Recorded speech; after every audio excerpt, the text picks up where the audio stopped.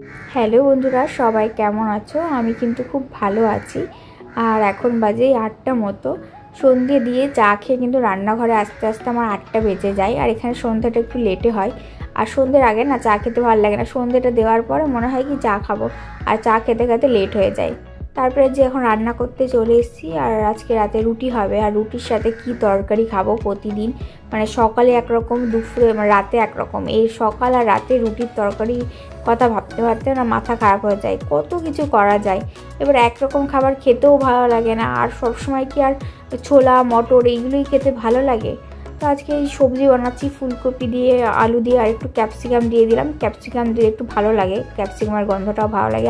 আমি কিন্তু খুব ভালো রাঁধুনি না, মানে সব রান্না আমি বলতে গেলে শ্বশুর বাড়িতে এসেই শিখেছি। মানে বাড়িতেও রান্না করতাম, বাড়িতে আমি আমার মতো রান্না করতাম, কিন্তু যতই তুমি বাপের বাড়ির থেকে রান্না শিখে আসো না কেন, শ্বশুর বাড়িতে আসলে রান্নার প্রসেস একটু পাল্টে যায়। তাদের পছন্দ আলাদা, নিজের পছন্দ তো ভুলে যেতেই হয়, তাদের পছন্দ মতোই রান্নাবান্না করতে হয়।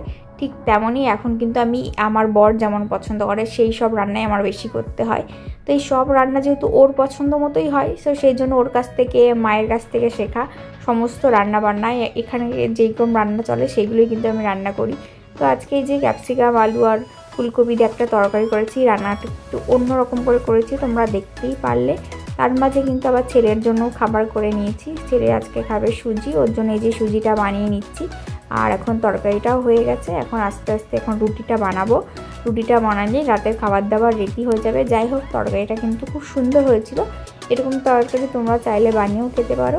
আমার তো খুব ভালো লেগেছে। আর আমার ভিডিও দেখতে কার কার ভালো লাগে প্লিজ কমেন্ট করো।